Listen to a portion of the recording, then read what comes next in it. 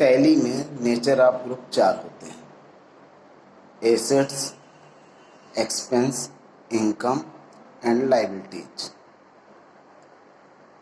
Assets equal to liability, यह इसका formula होता है। एसेट्स 3 प्रकार के होते हैं।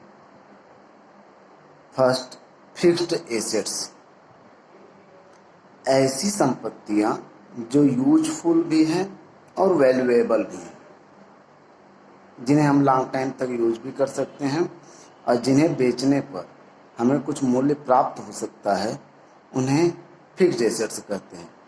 जैसे land, building, plant, machinery, furniture, fixtures, computer आदि। दूसरा है इन्वेस्टमेंट।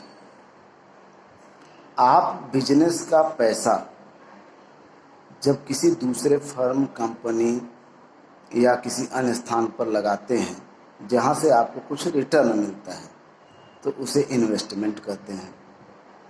तीसरा होता है करेंट एसेट्स, ऐसी संपत्तियां जो 1 वर्ष के अंदर अपनी जगह बदलती रहती हैं, जैसे स्टॉक, कैश, बैंक, डेटर्स, ये हमारे होते हैं करेंट एसेट्स।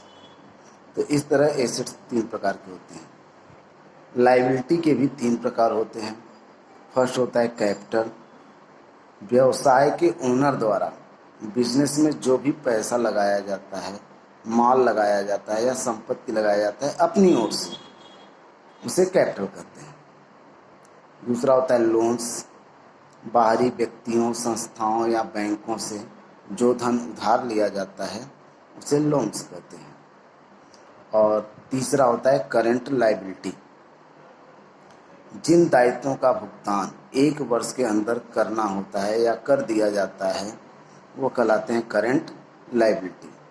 जैसे क्रेडिटर्स, जिनसे आपने उधार माल खरीदा है। आउटस्टैंडिंग, जिनसे आपने सेवाएं ली हैं बट अभी तक उनका भुगतान नहीं किया गया। तो ये होते हैं लायबिलिटी के 3 प्रकार। इसी तरह इनकम और एक्सपेंस के 2 प्रकार होते हैं। एक्सपेंस के 2 प्रकार होते हैं, डायरेक्ट और इनडायरेक्ट।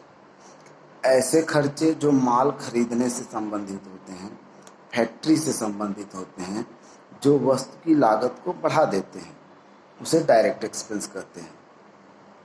वे खर्चे जो ऑफिस के अंतर्गत होते हैं, माल की बिक्री से संबंधित होते हैं, जो हमारे लाभ की मात्रा को कम करते हैं, उन्हें इनडायरेक्ट एक्सपेंस कहते हैं। डायरेक्ट एक्सपेंस में गाड़ी भाड़ा, ठेला भाड़ा, मजदूरी आदि आते हैं।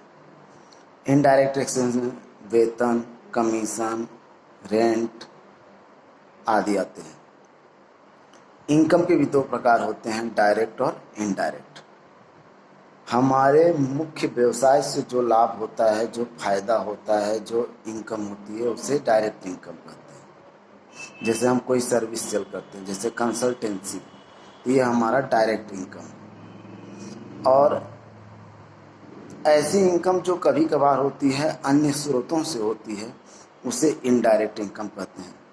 जैसे ब्याज प्राप्त होना, कमीशन प्राप्त होना, किराया प्राप्त होना आदि। ये था हमारा नेचर ऑफ ग्रुप।